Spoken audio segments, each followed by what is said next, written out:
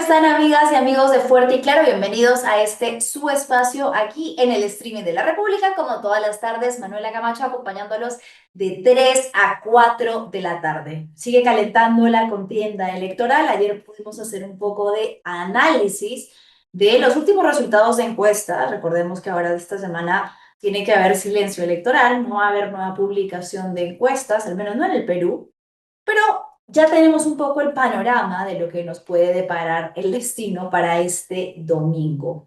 Hoy vamos a seguir hablando el resto de los días que quedan, sobre todo de figuras que han aparecido en esta última parte de la contienda electoral, que quizás, vamos a ser honestos, no muchos veíamos venir. Por ejemplo, la figura de Ricardo Belmo, que ha aparecido puntero en las últimas encuestas de las que hemos podido hablar aquí en este espacio y que se está disputando porcentajes junto a Carlos Álvarez, Keiko Fujimori, bueno, Keiko está puntera, pero que podría dar la gran sorpresa, ¿no? Llegando quizás incluso a la segunda vuelta. ¿Sabe realmente la población nueva en votación, la gente más joven, quién es Ricardo Belmont y qué es todo lo que implicó eh, su carrera como comunicador para muchas personas? Vamos a ir a una breve franja electoral y ya regresamos.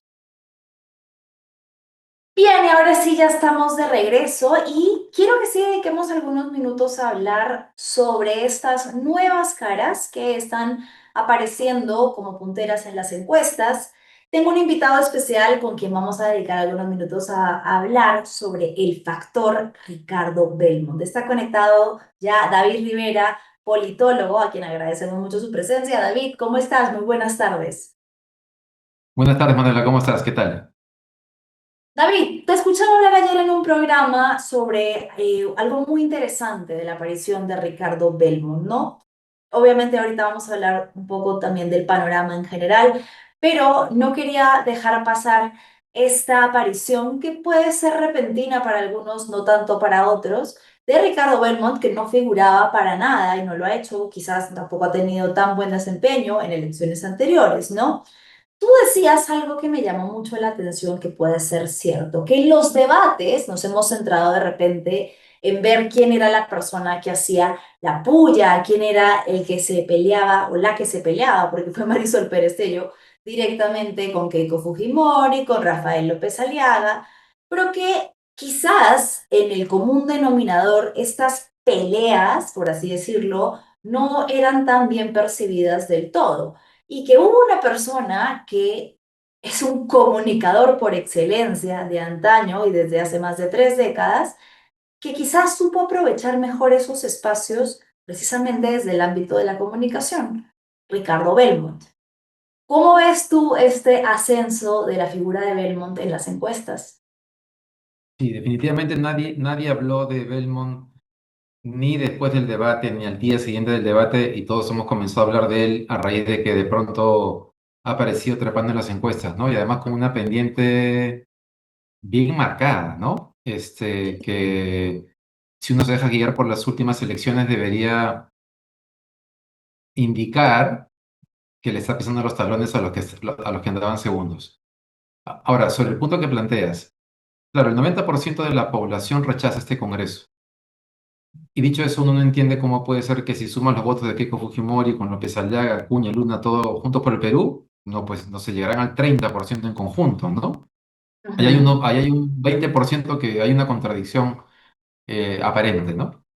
Y claro, creo que hay un sector de la población que estamos esperando que algún candidato sea como digamos, en esta lógica de representación, que represente la indignación ciudadana respecto a lo que ha hecho el fujimorismo y López Aliaga durante esos años liderando el pacto en el Congreso, y que estábamos tal vez reconociendo la performance que tuvo Nieto en la primera ronda y Marisol Pérez Tello en la segunda, y perdimos de vista que en ese rechazo al Congreso, la gente también puede ser que esté cansada de la confrontación, porque también ha sido parte de la escena política en los últimos 10 años desde que Keiko Fujimori le dio la pataleta, y aunque ahora estén dando entrevistas tratando de limpiarse la cara y que el peruano le esté dedicando tweets tratando de limpiarle la cara, lo cierto es que sabemos quién es Keiko Fujimori y no podemos creerle que ahora está intentando hacer eso.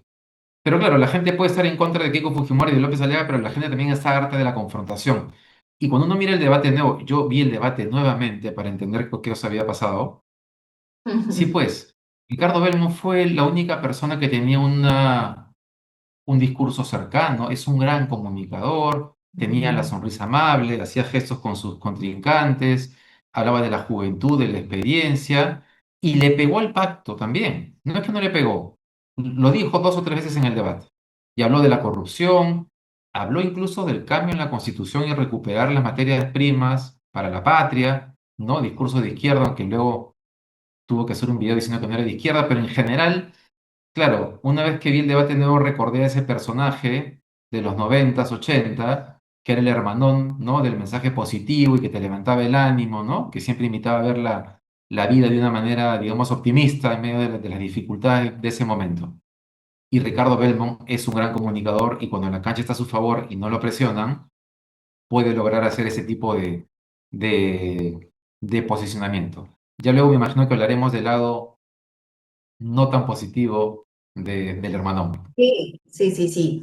Sí, creo que, a ver, por un lado lo que mencionas es algo que se ha podido recoger en los últimos reportajes, por ejemplo, que sacaron diversos dominicales el domingo, que le preguntaban a las personas qué sentían y si bien coincidían en este rechazo por aquello que no necesariamente identifican con la palabra pacto, pero sí es los mismos políticos de siempre.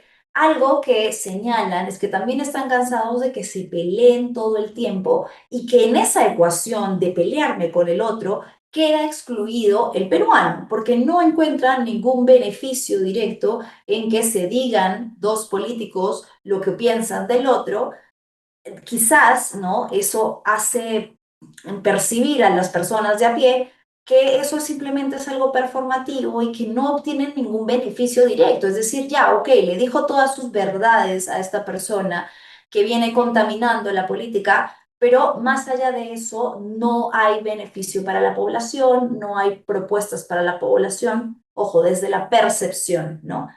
Entonces Sí, creo que eso que tú claro. señalas sí es muy puntual cómo Belmont lo viene haciendo. Recordemos también que Belmont fue pues el primer Alogicelo, ¿no? Mucho antes de que existiera este canal, él fue la primera persona que abrió los teléfonos al público, que un poco como que recogía este sentir ciudadano, una persona que tiene características que tú mencionabas y que son importantes, alguien de la radio, de voz cálida, que tiene tantos años trabajando en cómo comunicar y que quizás hay algo que también le reconozco. Así como decíamos, bueno, Carlos Álvarez viene haciendo campaña desde hace muchos años, no como político, pero sí llegando a los hogares de la gente como cómico. Lo mismo Belmont. Belmont es una persona conocida, reconocida por la población. eh, Dejando de lado esta ecuación de la que vamos a hablar en breves instantes, que es sobre todo aquello que Belmont quiere que se olvide, ¿no? Pero sí, coincidimos en que es una persona que durante muchos años ha llegado a los hogares peruanos, ¿verdad? Ujú. Sí, y no es casualidad que las dos personas que están dando la sorpresa en la elección sean dos comunicadores que además vienen de los 90, bueno, en el caso de Belmont de los 80, o sea, son viejas caras en otros ámbitos de acción, pero vinculados a la política, porque Belmont ha sido alcalde y ha postulado para ser presidente y Carlos Álvarez ha imitado a todos los políticos y expresidentes. Entonces, y que son grandes comunicadores, ¿no? Y sobre eso, la semana pasada hablamos de los clips, ¿no es cierto? Si Sí, uno mira hacia atrás y mira los principales clips de Nieto y de Marisol Pérez Tello, tienen que ver con su confrontación con Keiko y con López Aliaga. Por poner un par de ejemplos, ¿no? Cuando vuelves a mirar a Belmont, el principal clip de Belmont no tiene que ver con eso. Tiene que ver con eh, cuando le preguntan por los maestros, le hacen la pregunta ciudadana, ¿no? Entonces agarra y sí. dice, hay que revalorizar al maestro, incluso a los pensionistas, y tiene estas frases siempre generalistas, pero que son muy empáticas, en las cuales dice, el maestro es una persona que hereda la responsabilidad de educar, ¿no? De la familia. Entonces los padres transfieren al maestro al hijo. Entonces la sociedad tiene que reconocer esa función, revalorar. Entonces tiene esas cosas, estas narraciones para muchas cosas, hace referencia a su padre, a su madre, en fin, también a sus obras. Entonces, claro, creo que en esos términos de los clips del día siguiente, que además han sido potenciados por su hija, que también hay que hablar sobre su hija en TikTok porque es parte del fenómeno. Él en Facebook, ella en TikTok, ayer Fernando Tuesta planteaba este tema de la comunicación intergeneracional, ¿no? Porque, por ejemplo, Roberto Sánchez tiene su principal red en Facebook. La de Nieto había sido TikTok, la de Grosso había sido TikTok. Belmont ha logrado tener las dos redes activas en paralelo y ayer Facebook. Lucía Díaz recordaba las cifras en ambas redes y decía que el incremento en visualizaciones y el incremento en visualizaciones de los posts que ha subido Belmont en Facebook y en TikTok no los ha registrado en ningún momento ni Grosso ni Nieto, pero digo, por lejos, Belmont está logrando algo en redes que ningún candidato había logrado. Belmont, con mucho menos seguidores que Keiko Fujimori en redes, tiene en las últimas 2 semanas 22 millones de visualizaciones, que es un montón, ¿no? Entonces, sí, ha logrado algo muy importante gracias a su comunicación y su hija es tan buena comunicadora como él. Entonces, esa dupla ha funcionado. Sí, creo que eso va a quedar Ahora, también ¿es para la suficiente? No sabemos. como estrategia de campaña, ¿no? Cómo su hija se dedicó a humanizarlo, a hacerlo ver como por ponerle la palabra, ¿no? Este viejito dulce que lleva toda una vida de trabajo por el Perú, ¿no? Y obviamente ha dejado un poco de lado, es natural, el pasado de Ricardo Belmont, que en estos últimos días en los que ha empezado a figurar en las encuestas, muchas personas, familiares o directamente afectadas dentro del grupo conocido como los RBCistas, están queriendo que se recuerde, ¿no? ¿De qué estamos hablando?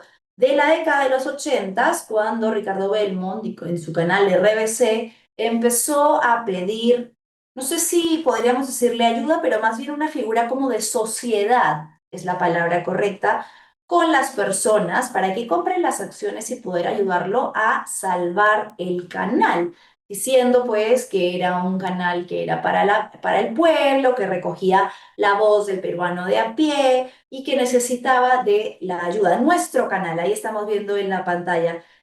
Seamos socios, le decía a los peruanos.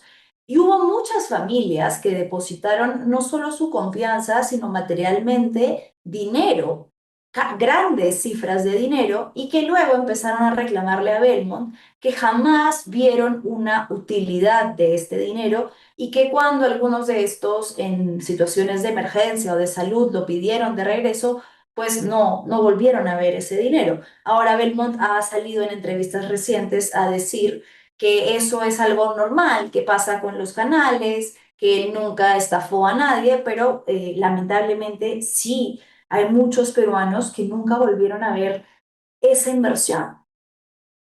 Sí.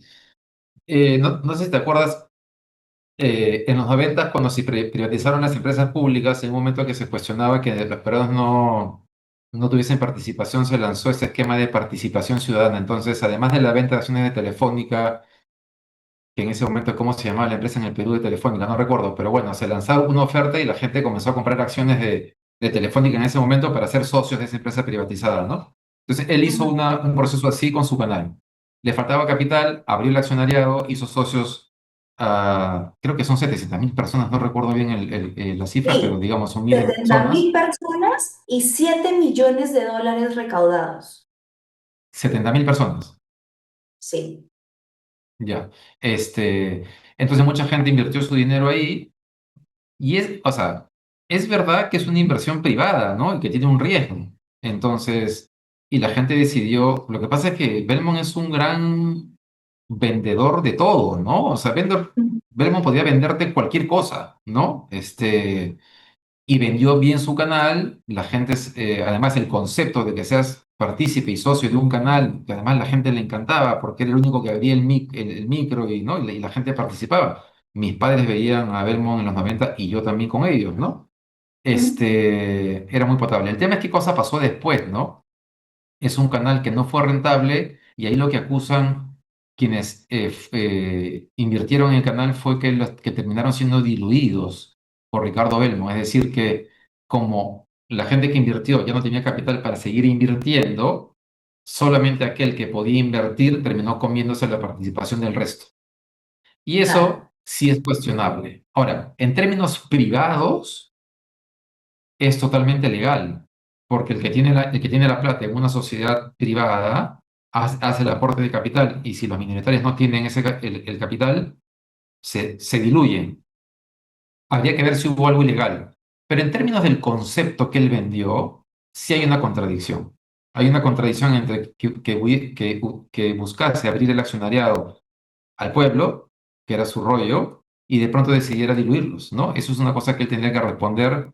Y el videito que ha salido ayer cuando Bailey le pregunta sobre el tema en un programa de televisión, muestra que es un tema que lo toca, ¿no? Que sí, salta y que saca a su lado bien, ¿cómo homofóbico, decirlo? Pero además bravucón, prepotente, porque en el debate machista, aparece prepotente. En el debate aparece este tipo pues, que supuestamente es recontra gentil, amable. Entonces tú dices, de hecho en las redes dicen qué viejito tan tierno, qué chévere, ¿no? Esa es una parte del personaje. La otra parte del personaje es el que aparece en la entrevista con Bailey, el que aparece con Milagros Leiro hablando sobre el tema de los homosexuales y el que ha hablado sobre los venezolanos, las venezolanas, con frases Sexualizándolas. inhorribles, en fin, ¿ves? Hay un personaje ahí paralelo que genera bastantes dudas, ¿no? Ahora, el tema es que muchos de estos adjetivos, que yo creo que sí le calzan a Belmont, que podrían ser homofóbico, machista, incluso clasista, discriminadora. Ha salido un clip recientemente en el que habla de cómo se burlaban de algunas de las personas con las que trabajaban porque eran serranos, y lo dice él en esas palabras, como si fuese algo cómico. El tema es que yo creo que esos adjetivos no le molestan a muchos peruanos, no Así les es. incomodan dentro de un candidato, no van a generar mayor efecto en que baje su aprobación porque lo ven como una persona, bueno, pues Belmont es honesto, es real, es sincero, dice lo que piensa, Hizo ¿no? obras. Ahora, Exacto. ahora, ahora salimos a preguntar a la calle también nosotros y la gente que reconocían a Belmont hablaban de sus obras, ¿no? Ahora, no sé si porque lo escucharon en el debate, porque en verdad lo recuerdan, pero se está instalando la narrativa que fue un alcalde que hizo obras, ¿no? Y como tú dices, de repente a los peruanos no les molesta tanto, y menos a la gente de su generación, que es una No, para nada. generación machista, homofóbica, en fin, una generación, digamos, es una generación en la que algunos han logrado como reestructurar su cabeza y otros no, y Belmont parece ser una de esas personas que no lo ha hecho, ¿no? Se ha quedado, Sí. no sé, 30 años en el pasado. David, quisiera para las personas que de repente no están muy empapadas, tengan un poco de contexto de lo que estamos hablando, rememorar un clip de un reportaje que hizo Juliana Oxenford para César Hildebrand cuando estaba recogiendo testimonios de los RBCistas y habló con una vendedora de caramelos que estaba narrando la situación del dinero que había perdido tras haber invertido en el canal de Verbo. Vamos a verlo brevemente. Buenas noches, señorita. Yo y mi hermana compramos $240. Ahora estamos enfermas. Tengo cáncer. Estoy sangrando, no tengo seguro para curarme. Mi hermana tiene un tumor en el útero, tiene que operar si no puede. Por favor, que nos devuelva el dinero, señorita.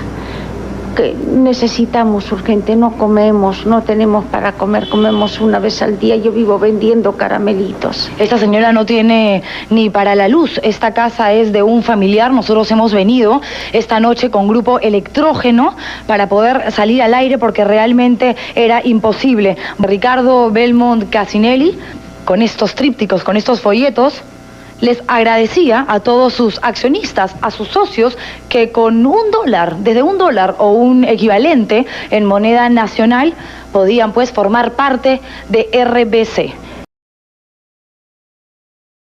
Entonces, bueno, esa era la situación que vivieron muchos peruanos, reclamos como este, muchos. Como tú decías, se llegaron a abrir procesos fiscales, pero ninguno llegó a prosperar porque legalmente él podía aducir que no les había prometido nada concreto y que era algo del privado, ¿no? Era el esquema en el que se sostenía una empresa privada y que juntos habían rescatado a un canal. Y de hecho, la forma en la que lo sostuvo en una entrevista reciente es que dijo, o sea, yo me hubiera podido vender a Montesinos y hubiera salvado el canal, pero no lo hice. Entonces, sabe muy bien cómo manipular, cómo manejar desde las comunicaciones lo que podría ser en el plano más bien humano y empático, como una acción baja, ¿no? El quitar, el prometerle, hacer falsas promesas a personas de escasos recursos que quizás vieron en esta promesa de un hombre en el que confiaban una posibilidad de mejora económica en un tiempo muy difícil para la economía peruana.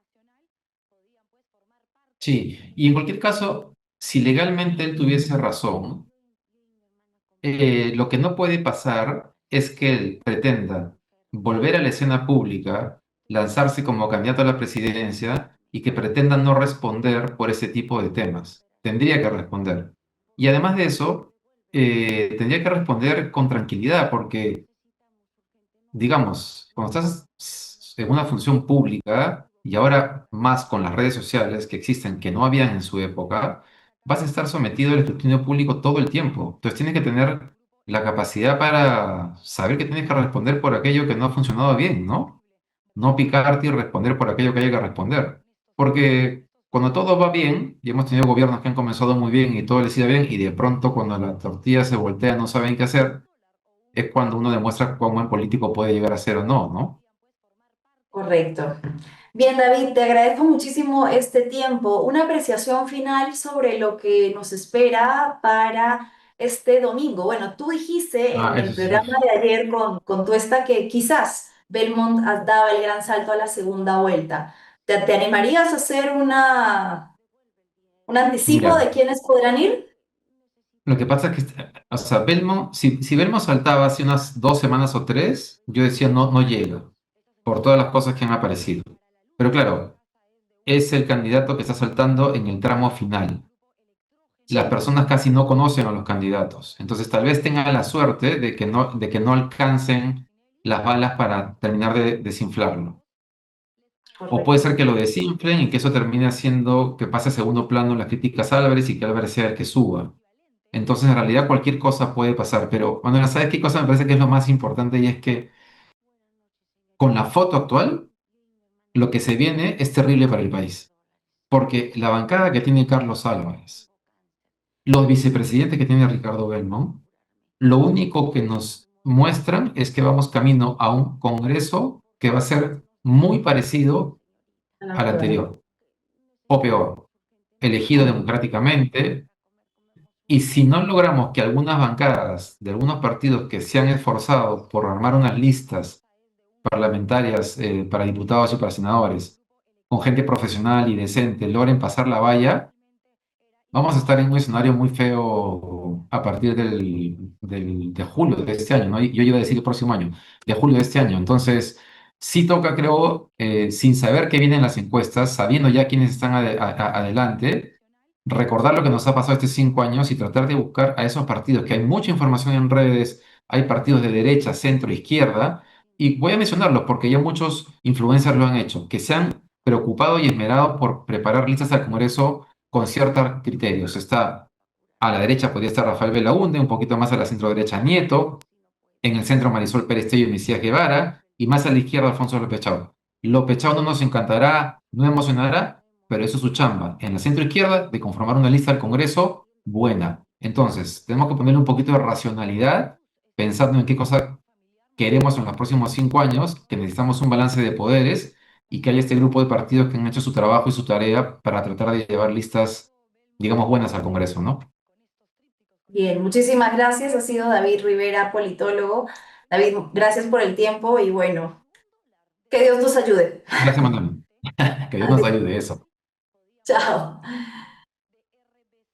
Bien, tengo que seguir avanzando en los temas porque el tiempo me va a quedar corto y no quiero escatimar en hablar sobre cómo una pastora evangélica que ocupó curul en el Congreso y que quiere seguir engañando a la gente en el Senado miente y miente descaradamente. A mí me sorprende personalmente que una persona que tanto se ufana de hablar sobre el pecado, sobre la religión, que es una pastora evangélica, vamos, mienta con tanto descaro. Estoy hablando, por supuesto, de Milagros Jáuregui, la pastora evangélica Milagros Jáuregui, quien en una entrevista que tuvo para un programa dentro de Diario Expreso, ha dedicado minutos a despotricar contra la educación sexual integral, pero basándose en mentiras.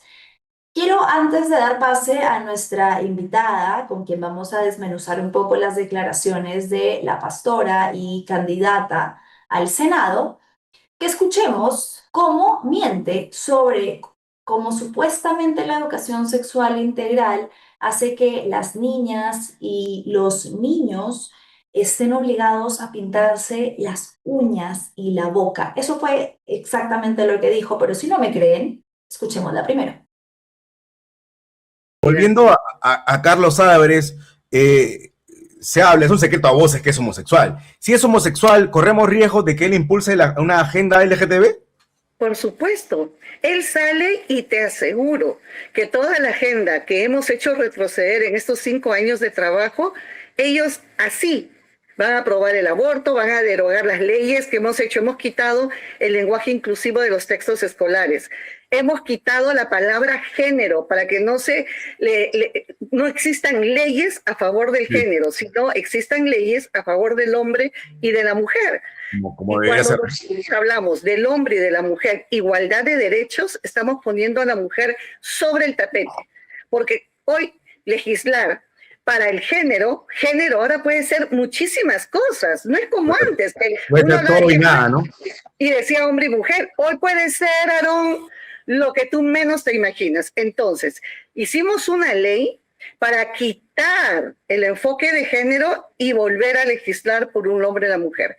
También hicimos la ley para quitar el lenguaje inclusivo y también el sistema educativo sexual integral, que es el sistema educativo ESI, que es terrible porque a los chiquitos de 5 años los agarran de la mano y los obligan a pintarse las uñas y la boca. Y no importa cuánto grite el niño, no importa cuánto llore el niño, ahí las tutoras y la maestra los obligan a pintarse y a ponerse ropa de mujeres. Eso no lo vamos a permitir en el Perú.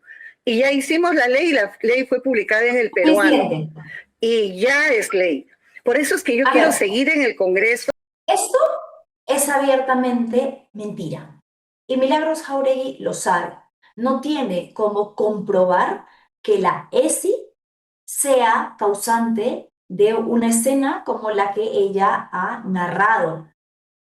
Una escena ficticia, una escena que es parte de la común propaganda que utilizan los antiderechos para difamar, para esparcir desinformación sobre la educación sexual integral, que demuestre que en el Perú ha habido una escena en la que la ESI obligue a que una tutora esté pintándole la boca y las uñas a una niña o a un niño. Por Dios, es francamente ridículo. Rosa no, ni siquiera encuentro una palabra más allá de lo absurdo para la mentira que necesita elaborar en su idea, en su ideario, para justificar cómo se ha traído abajo la educación sexual integral. La educación sexual integral, señora Milagros Jáuregui, es prevención de la violencia, es prevención del abuso, es conciencia sobre el respetar mi cuerpo y el cuerpo ajeno, es relaciones sanas, vínculos sanos en todos los ámbitos de amistad entre padres e hijos, y por supuesto que también románticos.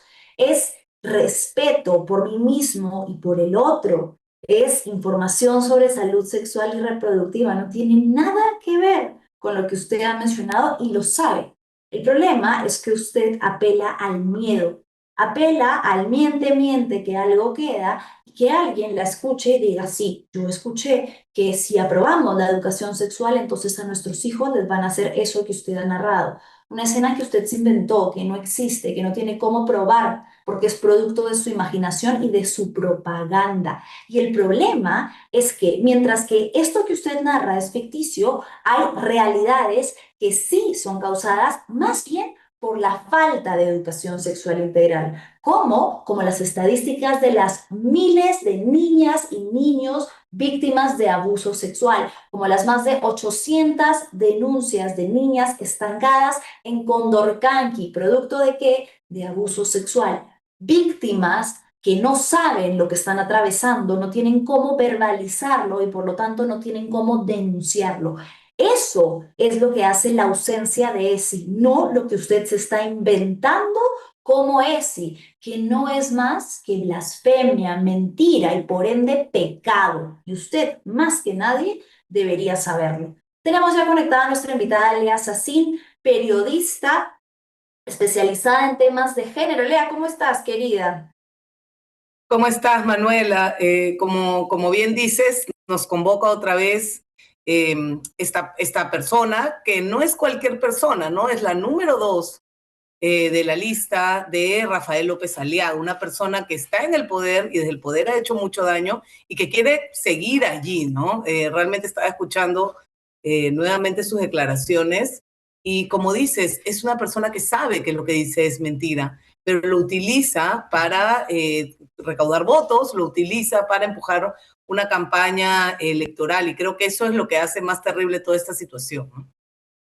Sí, es lamentable porque ella sabe que es mentira, Lea. Ella sabe que estos escenarios que se inventa, que van a ser producto de la educación sexual integral, no existen y que lo que sí existe es más bien la ausencia de educación sexual integral y el impacto que tiene sobre la protección de la infancia, la desprotección, mejor dicho, de la infancia. Ella ha hablado en esa entrevista nuevamente del por qué quiere llegar a la Cámara del Senado, como tú dices, dentro de la lista de Rafael López Aliaga, y lo dice claramente, porque ellos todo el tiempo se ufanan de que las progresistas tienen una agenda, una ideología, pero ella dice en esta entrevista que la razón por la que quiere llegar al Senado es porque no quiere que se avance para desmontar esto que ellos ya lograron eliminar, esto de lo que nos privaron como ciudadanos y sobre todo a niñas, niños y adolescentes. Quiero que escuchemos juntas una declaración más dentro de esta entrevista en la que Jauregui habla sobre el aborto en casos de violación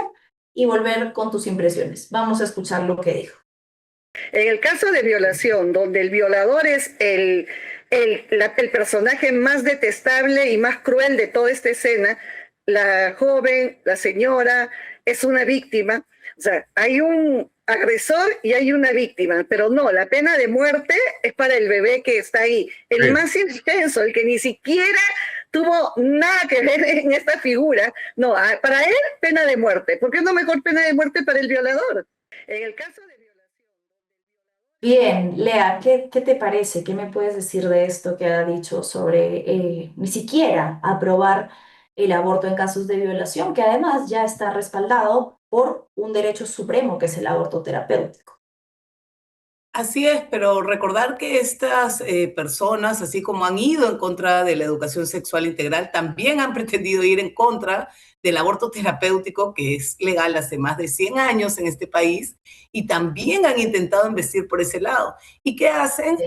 Utilizan un tema populista, como es la pena de muerte, que lamentablemente es una moneda de cambio en esta campaña y que muchos de los candidatos lo utilizan para tratar de captar votos. Obviamente, una persona que viola a una mujer, a una adolescente, a una niña, es una persona detestable y seguramente proponer la pena de muerte en esos casos puede generar una simpatía epidérmica, ¿no? Y utiliza eso para tratar de comparar esta situación que no tiene punto de comparación. Han intentado ir en contra del aborto terapéutico en casos de violación, acosando a los médicos de la maternidad de Lima para impedir que se ejecuten esos casos. Y no solo es Renovación Popular, recordemos que Keiko Fujimori también declaró estar en contra del aborto en casos de violación, por citar otro partido. Entonces, tenemos un problema grave porque hasta donde han avanzado en el recorte de nuestros derechos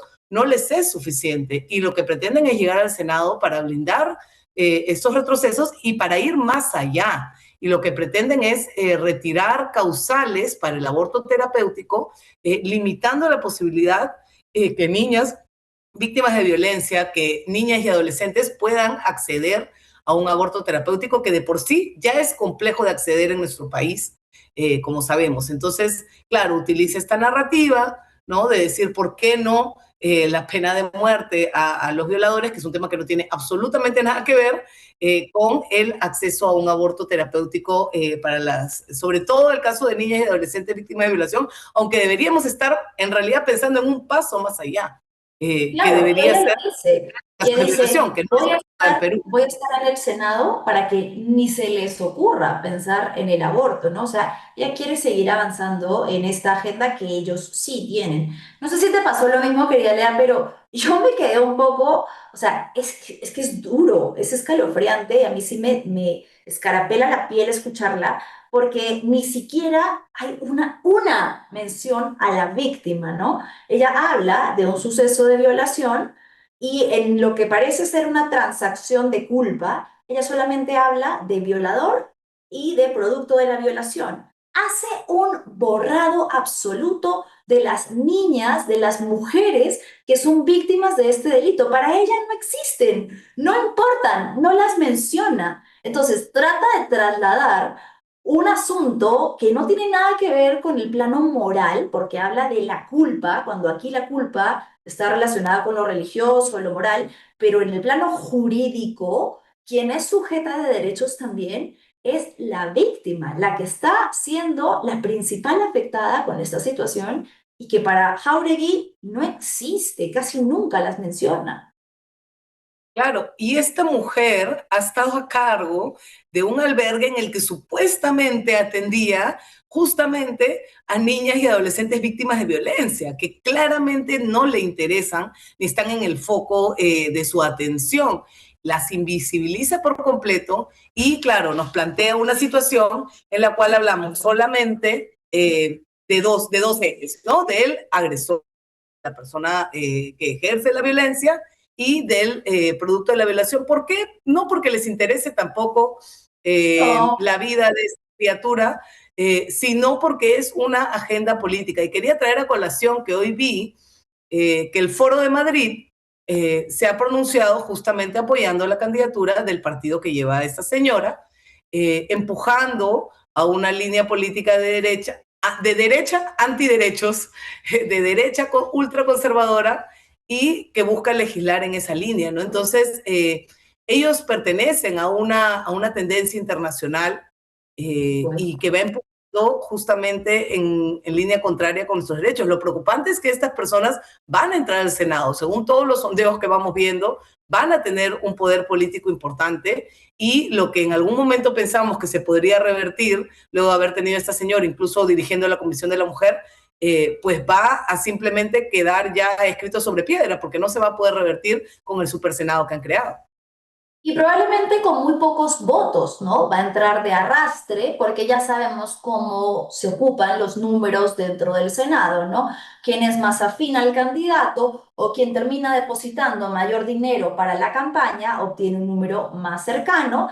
Como es casi inminente que Rafael López Aliaga va a pasar por lo menos la valla, entonces va a meter a personas que siguen esta agenda antiderechos y que van a seguir haciendo que las mujeres retrocedamos en el país y que las niñas y niños sigan desprotegidos. Además, supuestamente hablando a nombre de ellos, o sea, tiene el descaro de decir que esto lo hace por la familia, por las niñas, por los niños, y pretende, como ya hemos visto y como tú muy bien traes a colación el ejemplo, que normalicemos que ella forzó y obligó a maternar a niñas embarazadas producto de violación y que esta es para ella el ideal dentro de lo que quiere que instauremos y que aceptemos como natural en el país. Eso es lo preocupante porque es casi inminente que este tipo de ideas van a estar en el próximo Congreso.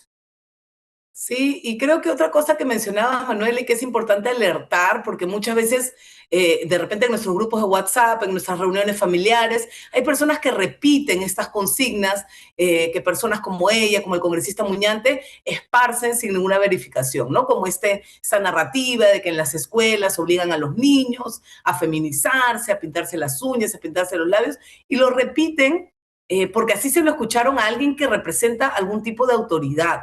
¿Y por qué no? ¿Por qué podemos detectar cuando alguien esparce una mentira? Primero porque la señora es congresista. Si esto realmente ocurriera, la señora podría citar alguna escuela específica a la cual ella ha fiscalizado, donde hubiera encontrado una situación de ese tipo, cosa que por supuesto no va a encontrar y no va a ver. Entonces, también un poco alertar cuando escuchamos estos comentarios genéricos, exagerados, tender a desconfiar, tender a buscar información y a contrastar un poco lo que oímos y bueno, no estoy llamando a que nos peleemos en todas las mesas de los almuerzos familiares, pero sí tratar de poner una gotita de sensatez y de información y de verificación para no hacer eco, a veces con mucha intención y a veces también hay personas que sin intención, porque apelan al temor, al prejuicio y logran calar a veces en personas que de repente con genuino temor repiten este tipo de discursos que personas como ella y el congresista Muñante y otros más esparcen en las redes sociales y que luego vamos escuchando por dónde vamos, ¿no? Bien, querida Lea, te agradezco mucho estos pocos minutos que nos regalas y sí, importante entonces también tener en cuenta que cada voto que estemos otorgando a un presidente, a un candidato a la presidencia, también trae de arrastre una figura mucho más importante, que es quienes van a conformar el Senado. Así es, así Gracias, que querida Lea. piensen bien ese voto y no solamente voten por ustedes, piensen también en esas niñas, en esas adolescentes más vulnerables que no van a votar en esta elección, pero cuyas vidas se van a ver impactadas por lo que decidamos. Un abrazo, Manuel. Muchísimas gracias. Gracias, querida. Nos vemos pronto. Bien, y sí, efectivamente, entonces, como la pastora evangélica Milagros Jauregui no logró desmantelar todo lo que se había avanzado en cuanto al protocolo de aborto terapéutico, un derecho legal en el Perú desde hace más de 100 años, en el periodo anterior, como no logró desmontar del todo lo que se había avanzado en la maternidad de Lima, entonces ahora se va por la revancha, quiere hacerlo desde este Senado, lo dice claro, ella no lo maquilla, no lo disimula, dice que está en contra del aborto, incluso en los casos de violación, lo tenemos claro con el ejemplo de las niñas a las que forzó a maternar dentro de su albergue, y que esto es lo que ella quiere instaurar como la normalidad para las niñas abusadas. Ella no disimula en cuanto a cuál es su objetivo con llegar al Senado. Lo preocupante es que lo hace mintiendo. Reitero, una persona que se ufana de ser fiel a la Biblia y a los principios de Dios y del Evangelio, miente. Miente porque ella ha sido congresista y como muy bien lo mencionaba Lea, ha podido fiscalizar si es que esa situación que está mencionando realmente hubiese existido. Es ficticia, se la inventó o la trajo de alguien que escuchó en otro lado. Pero si hubiese sido real, hubiera pegado el grito en el cielo y hubiera citado el colegio, la maestra. No lo hace porque no existe, pero sabe que esa propaganda sirve para que las personas, para que los padres sigan teniendo este estigma y este temor hacia la educación sexual integral que es tan necesaria para la prevención del abuso. Y ojalá que con la firmeza con la que habla en contra de la ESI, con la firmeza con la que se siente tan orgullosa de haber eliminado de los textos escolares a las niñas, por favor, cuando ustedes la escuchen decir, sí, hemos eliminado el lenguaje inclusivo, no digan, ay, qué lindo, me encanta que la congresista haya eliminado la palabra les. No, lo que ha hecho es borrar las y los.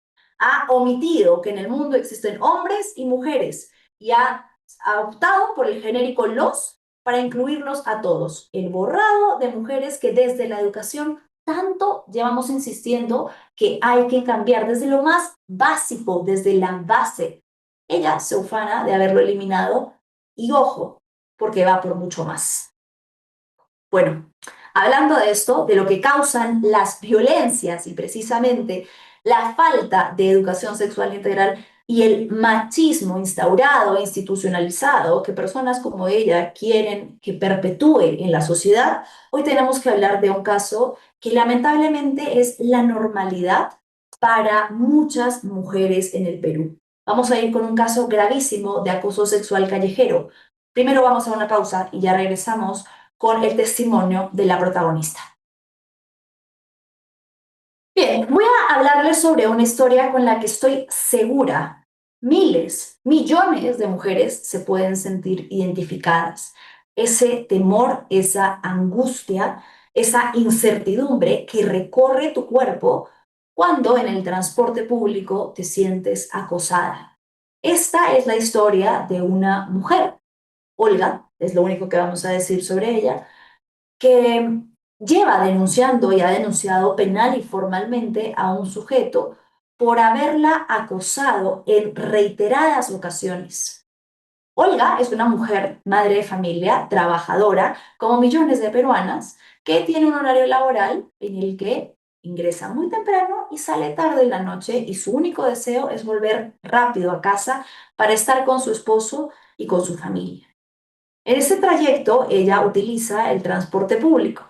El 9 de marzo de este año, por primera vez, sintió la repulsión al darse cuenta que un sujeto estaba masturbándose, estaba sobando, ¿sí? Estaba ejerciendo acoso sexual con expresiones físicas en ella, en su cuerpo, solamente mientras ella se dirigía en el trayecto de regreso a casa.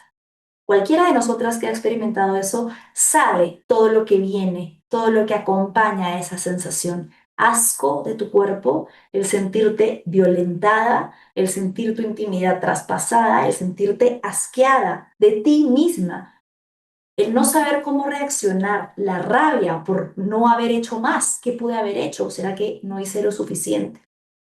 Bueno, después de que esta primera vez Olga encaró a este sujeto en el transporte público, vinieron otros episodios. Días después, lo vuelve a encontrar en el mismo paradero en el que ella siempre está, ¿por qué?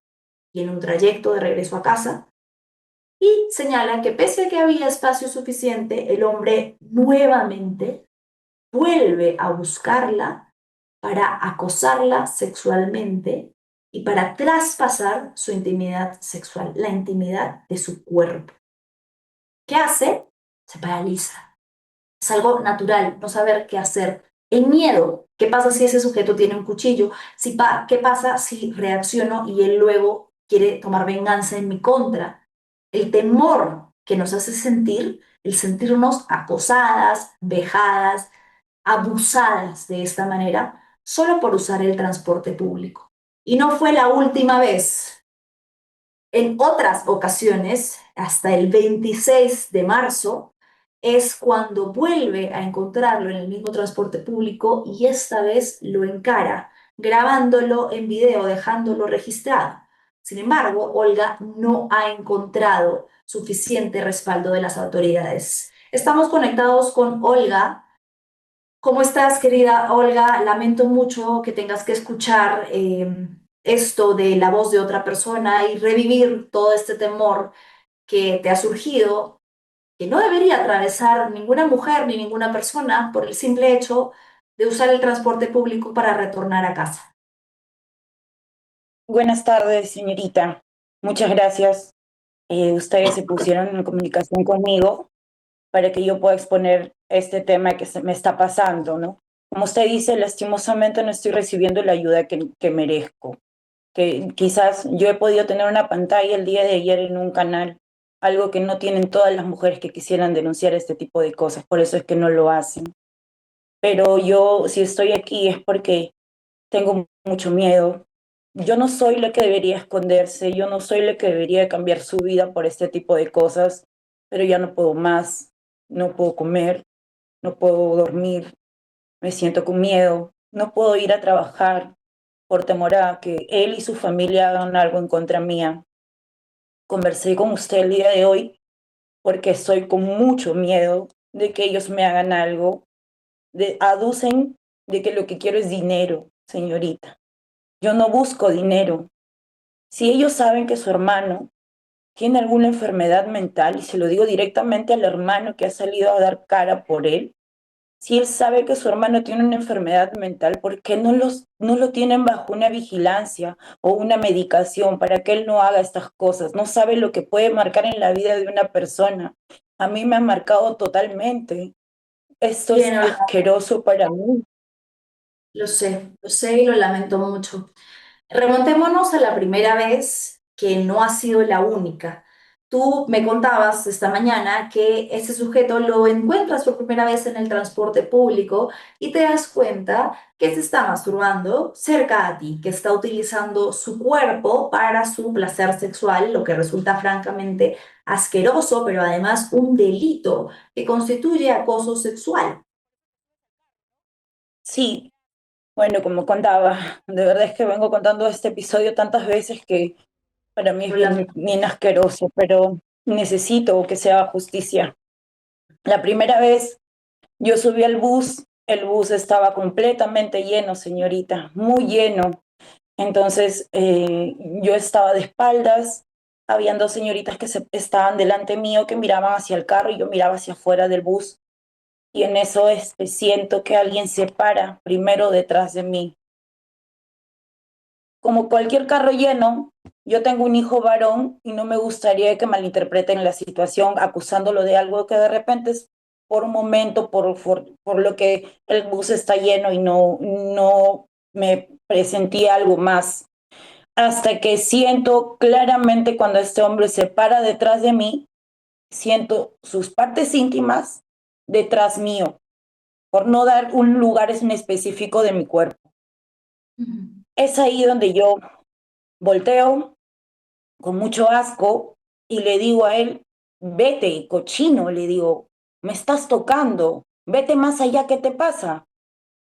Y él, es como que con él no era, yo hablaba al aire, yo era la loca en el bus que gritó.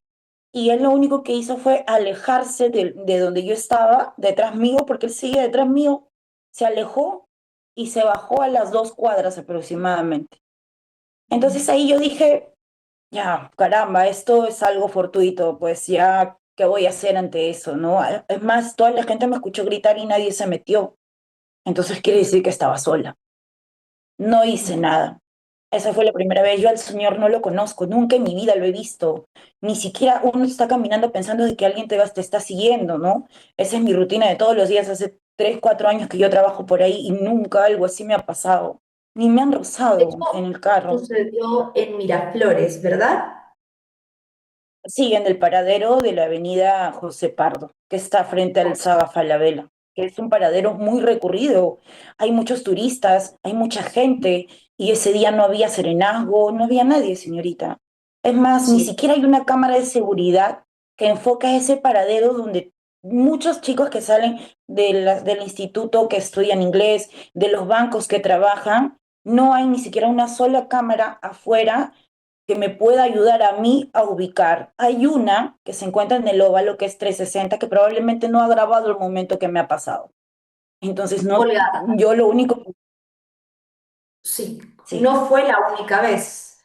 No quedó no, solamente en la lamentable anécdota con la que muchas veces las mujeres nos callamos y decimos, bah, me pasó esto en el transporte público, qué asco, pero estamos ya tan medio que acostumbradas que se lo contamos a una amiga, a nuestra pareja y seguimos con nuestra vida. Lamentablemente no fue así. Tú te has vuelto a no, encontrar con este sujeto hasta en 2 ocasiones en las que ha hecho exactamente lo mismo. sí. La segunda vez fue 3 días después, el 12 de marzo. La primera vez fue el 9, la tercera vez fue el 12 de marzo.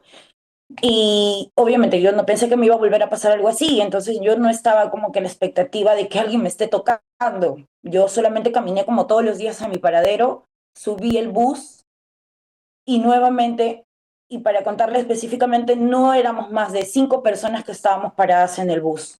En una de esas era yo. Entonces yo estaba distraída, escuchando mi música, parada, cuando siento a alguien nuevamente detrás de mí. No pude hacer nada, me congelé totalmente, me paralicé, me dio miedo, me dio asco pensar de que alguien me quiere hacer algo.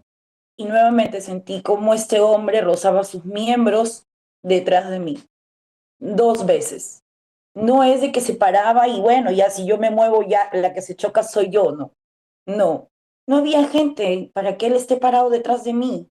Él pudo haberse parado más allá o más abajo, qué sé yo. No había forma de que haya una excusa para que él esté detrás mío. Estaba detrás mío, señorita, y comenzó a sobarse en mi cuerpo.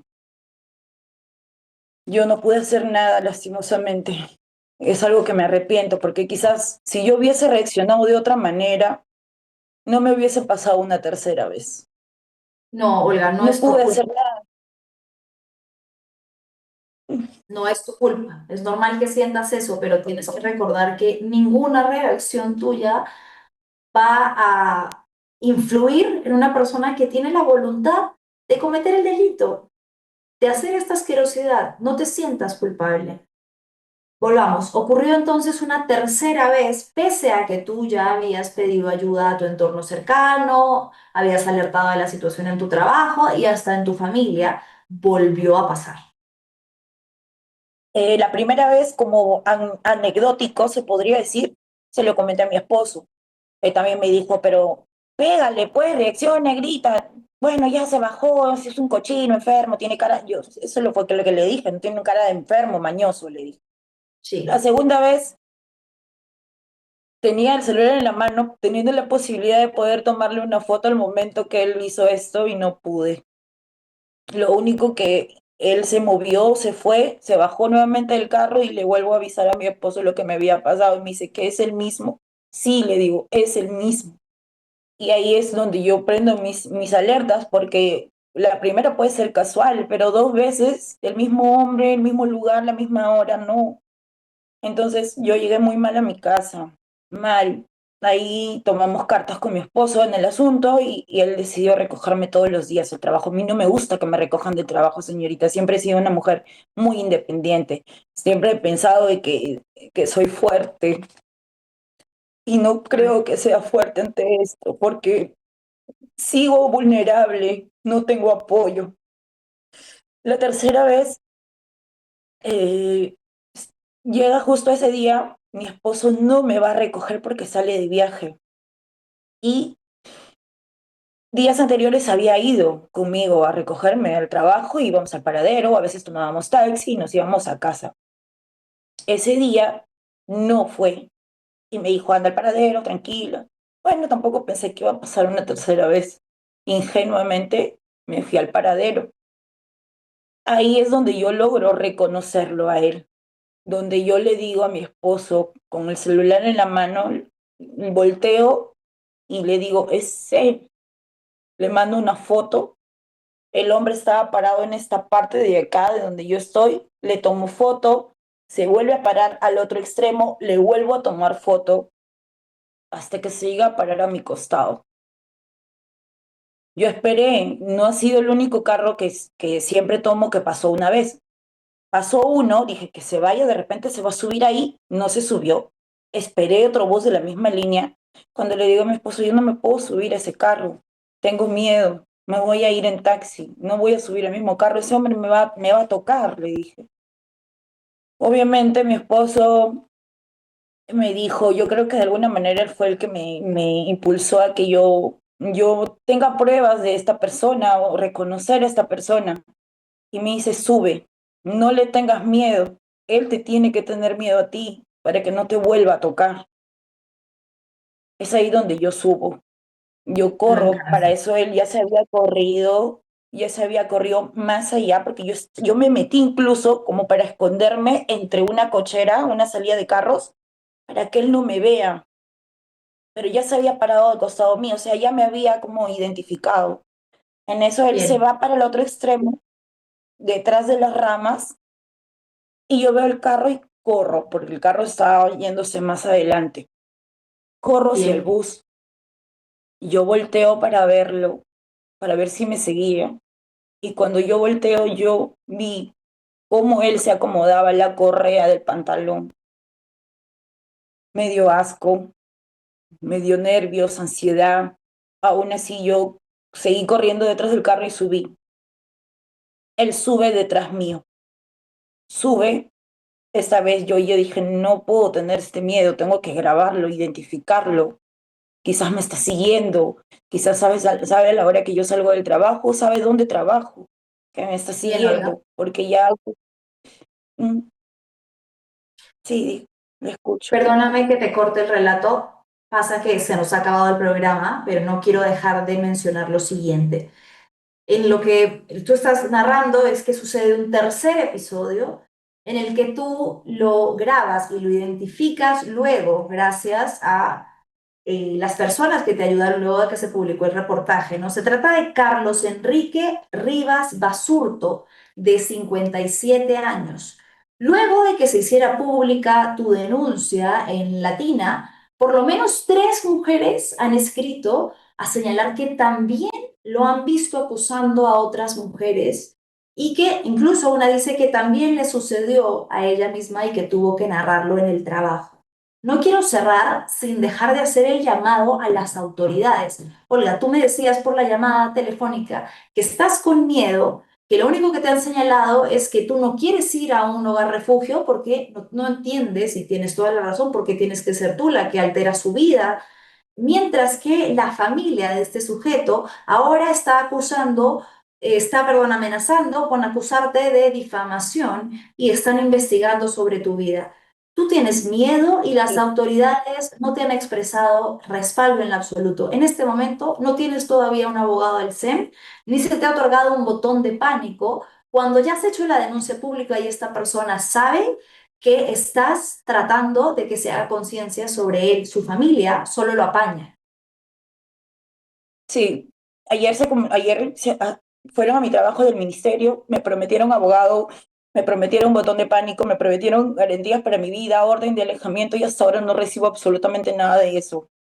He tenido que estar sola, mis hijos en casa de un familiar para no exponerlos, porque el hombre al salir de la comisaría sale con la denuncia también, sabe mi dirección, sabe dónde vivo, señorita, sabe lo que yo me expongo a eso.